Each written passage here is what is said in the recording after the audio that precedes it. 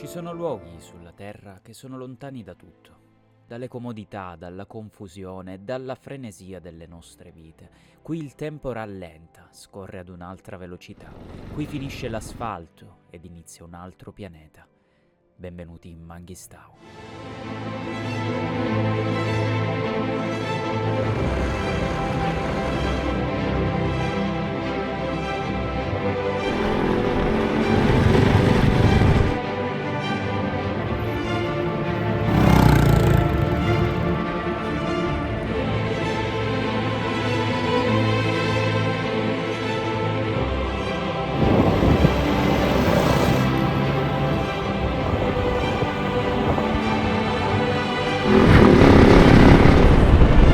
Pazzesco.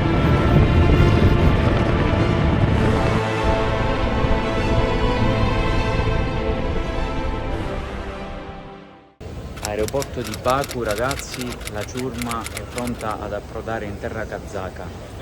Cosa ci facciamo a Baku? Ovviamente non è questa la nostra destinazione, siamo diretti ad Aktau, che è il capoluogo del Manghistau, regione del Kazakistan, e il volo prevede lo scalo. Quindi nonostante siamo vicinissimi dall'altra parte del Mar Caspio, purtroppo non c'è un volo diretto che collega l'Italia con Aktau, quindi facciamo queste 5 ore e mezza di scalo dove ci dedichiamo all'esplorazione un po' dell'aeroporto. No, va bene. Cioè, venire in Azerbaigian per vedere il sale bianco di Sicilia. Dobbiamo venire qua a vendere il sale, secondo me. Business. Ma volevi restare qua, Andrea?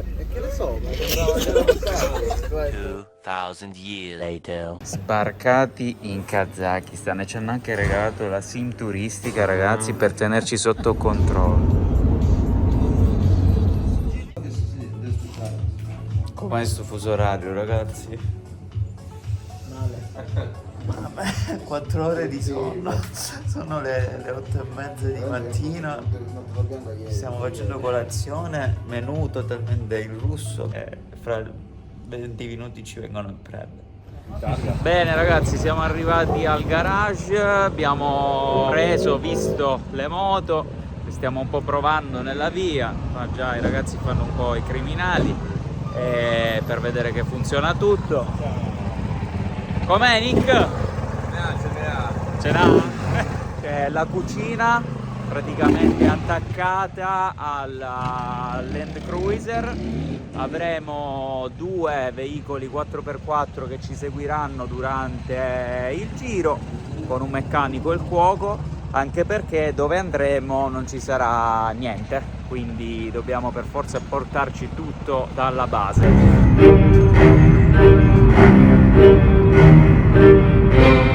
Non si può dire, diciamo, che Aktau sia proprio una meta turistica da girare così a piedi, che è molto post-sovietica, pochi localini, poca movida. Abbiamo visto più che altro la statua adesso di Shevchenko, che è un famoso poeta russo che passò qui diversi anni della sua vita e dal quale la città prendeva in origine il nome. Infatti ancora l'aeroporto la sigla è SCO proprio perché la città si chiamava prima Shevchenko.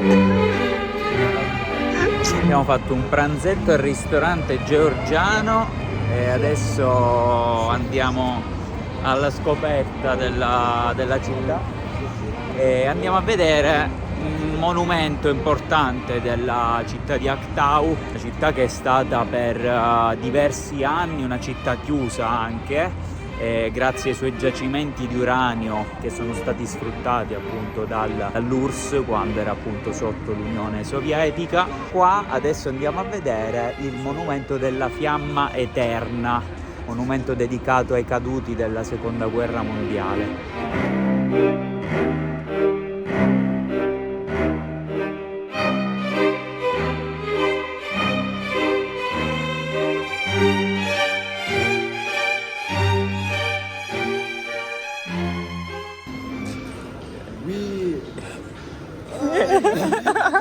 Instagram. Yeah. Ok. Me in teachers English. Ah, ok. Ragazzi, ma perché non vi muovete? Mi vedo un po' immobili. Se respiro una di troppo mi si rompe una cosa. Giorno della partenza, ragazzi, stiamo andando a prendere le moto, giornata un po' uggiosa, ha piovuto, sto continuando a fare un po' di goccioline. Robby, con quanto abbiamo fatto il pieno? Mostralo. Con 13,66 €. Area di servizio, da qua parte il nostro viaggio in Kazakistan, regione del Mangistau. Jacopo deve far partire la moto ogni volta con i cavi, vabbè. A parte questo piccolo inconveniente, ragazzi, si parte. Dalla città, meno male, perché il traffico è veramente folle, e adesso iniziamo a vedere un po' i sobborghi. Va a piovere, ragazzi, mi sto spaccando come un maiale.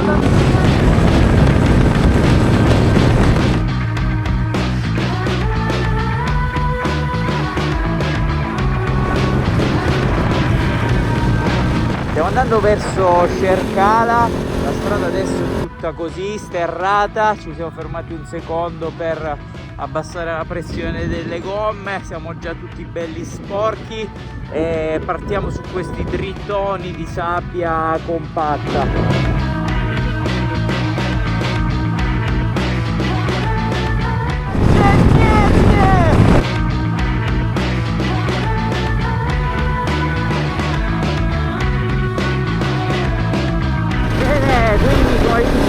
Siamo diretti a Cercala, che è nell'entroterra appunto della regione del Mangistau, ma siamo ancora abbastanza vicini al Mar Caspio, e come vedete colora ancora di azzurro lo scenario. Ma che roba è! Andiamo in spiaggia e scendiamo pian pianino verso la spiaggia, ragazzi, mentre i ragazzi del team preparano il pranzo e noi andiamo giù verso il mare.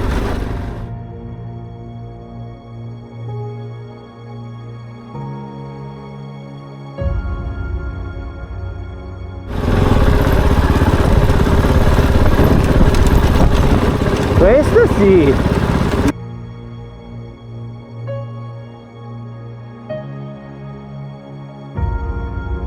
Com'è, croccante? Minchia, sei croccante.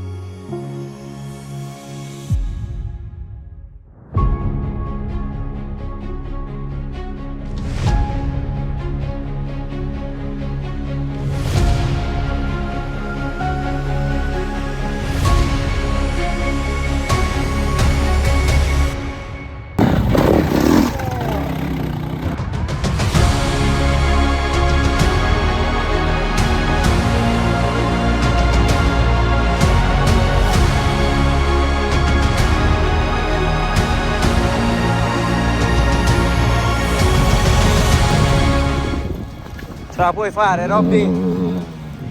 Madonna, Giacomino è caduto.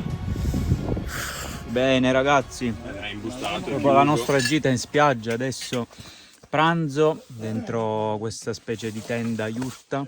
Ci preparano tutto loro, hanno portato il riso col pesce, cetrioli, attinti tè, si mangia, ci si riposa un attimino perché abbiamo dato quest'oggi e poi si riprende con calma. Adesso si va in direzione Bojira, famoso sito naturalistico composto sempre da queste formazioni calcaree che sono un po' la caratteristica del Mangistau, questa regione del Kazakistan che ha una storia di milioni di anni, perché fondamentalmente queste formazioni rocciose che noi andremo a vedere in questi giorni sono formate con l'abbassamento del livello delle acque nei milioni di anni. Parliamo di stratificazioni formate grazie ai vari livelli che ha avuto l'acqua negli anni. La strada per arrivare è sempre così e noi ne siamo sicuramente contenti. Me la fai una penna?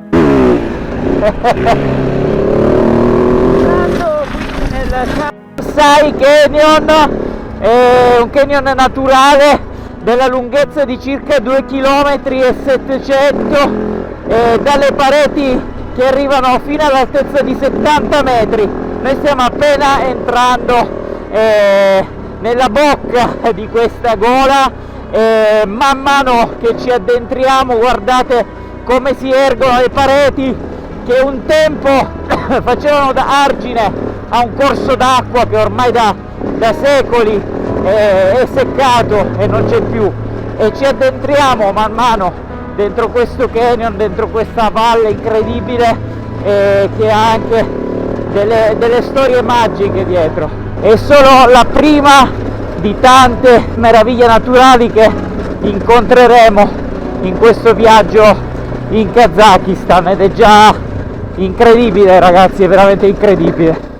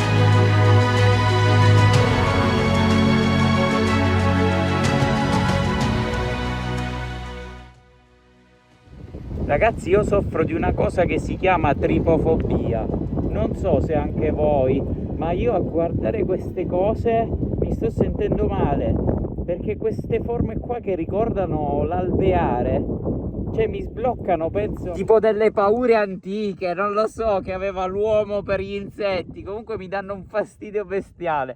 Formazioni rocciose spettacolari in questa valle. Abbiamo fatto un vai e vieni e adesso proseguiamo verso la prossima meta. Dietro questa poltre di sabbia si stagliano davanti a noi queste meravigliose montagne dai colori assurdi ragazzi.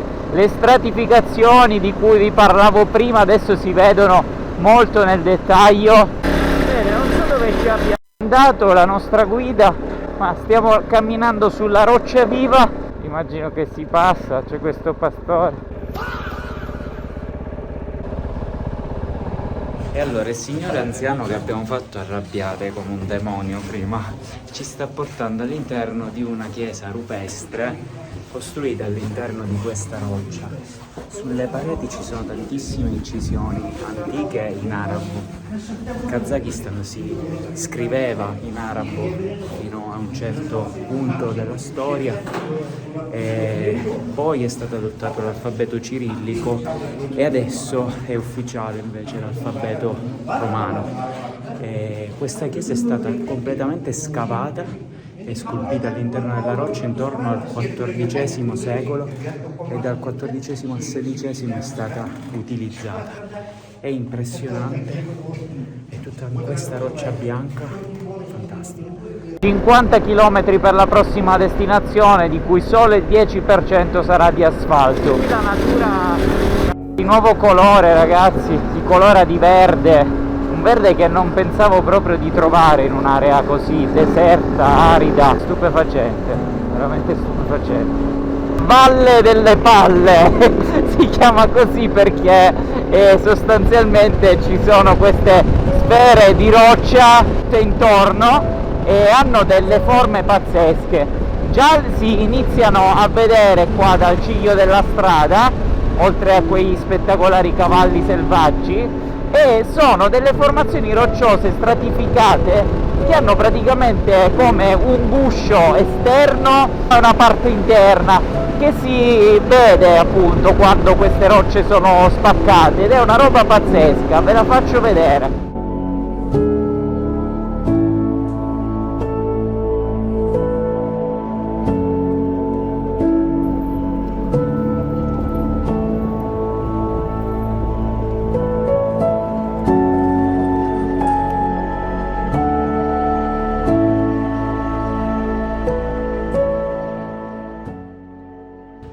Siamo arrivati quindi al punto più interessante della Valley of the Balls e sono veramente assurde, sono tantissime, posizionate così in mezzo al nulla e non c'è ancora una spiegazione razionale al perché siano e come siano finite qui queste sfere di roccia dalle forme così assurde. Ce ne sono sovrapposte, intere, a pezzi, sono veramente stranissime e sembra di stare su un pianeta alieno, veramente incredibile. Pazzesco ragazzi, sono gigantesche, incredibile ragazzi. Una giornata piena di sorprese, non pensavo mai che in un giorno potessi vedere tutta questa roba in un paese come il Kazakistan, ma in una regione così piccola, perché il Mangistau non è che sia così grande, ma ha una varietà geologica veramente assurda. E adesso stiamo continuando in direzione di Sherkala, mancano circa 20 km, sarà la sosta di questa notte e questa notte dormiremo in un campo yurt, quindi già questa notte vivremo l'esperienza autentica nomade kazaka nelle yurte, sarà sicuramente meravigliosa, ma non prima di aver superato un lago salato. Ci hanno detto i ragazzi di andare piano, passati al fondo di un lago salato dove non c'è più strada e seguiamo sostanzialmente quello che vediamo davanti. Che atmosfera e che luce. Intanto guardate Nicola dove è finito. Ogni tanto ce lo troviamo disperso in punti remoti della mappa. Che cos'è? Ecco un po' dell'info di cui parlavano. Si va. Minchia ragazzi. Sì, così.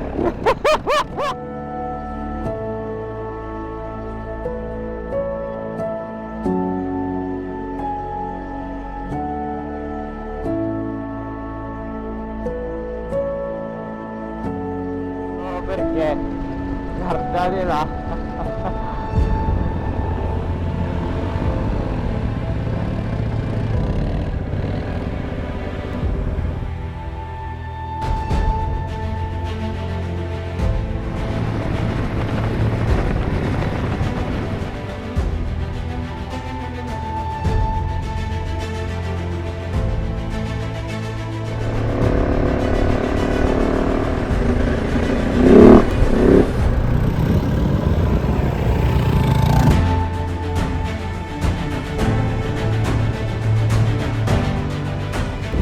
Siamo ufficialmente entrati nel parco nazionale di Sherkala e dovunque ci giriamo la bellezza ci inonda. Forse ci siamo persi, non so dove cacchio è la strada, ma va bene. Ci siamo persi?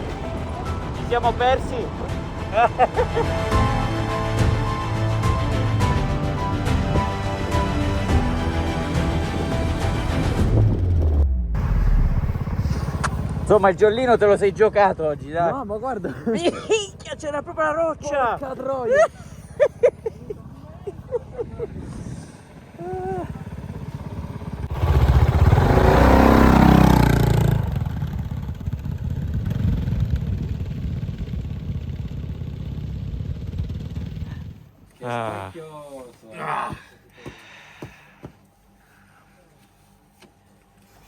Va. Lasciane qualcuno anche a noi, Siamo poco affamati stasera. Posso chiedere gentilmente un po' di tè? Allora, qua abbiamo preso al mini market delle bevande spiritose locali.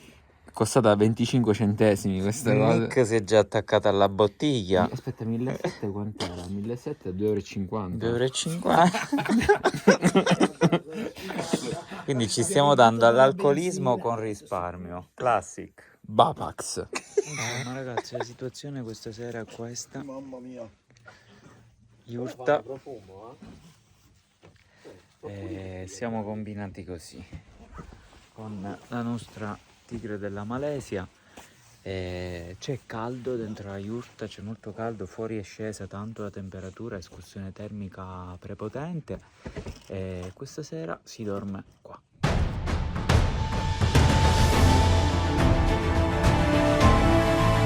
Ci troviamo adesso di fronte al lago salato Tuzbair, largo circa 10 km, si chiamano lo specchio del sole, ma oggi sole non ce n'è. Ci siamo ragazzi, siamo finalmente quasi arrivati all'accampamento dal lago salato. Che spettacolo di posto, è stata veramente dura ragazzi, lo spettacolo però ha ripagato anche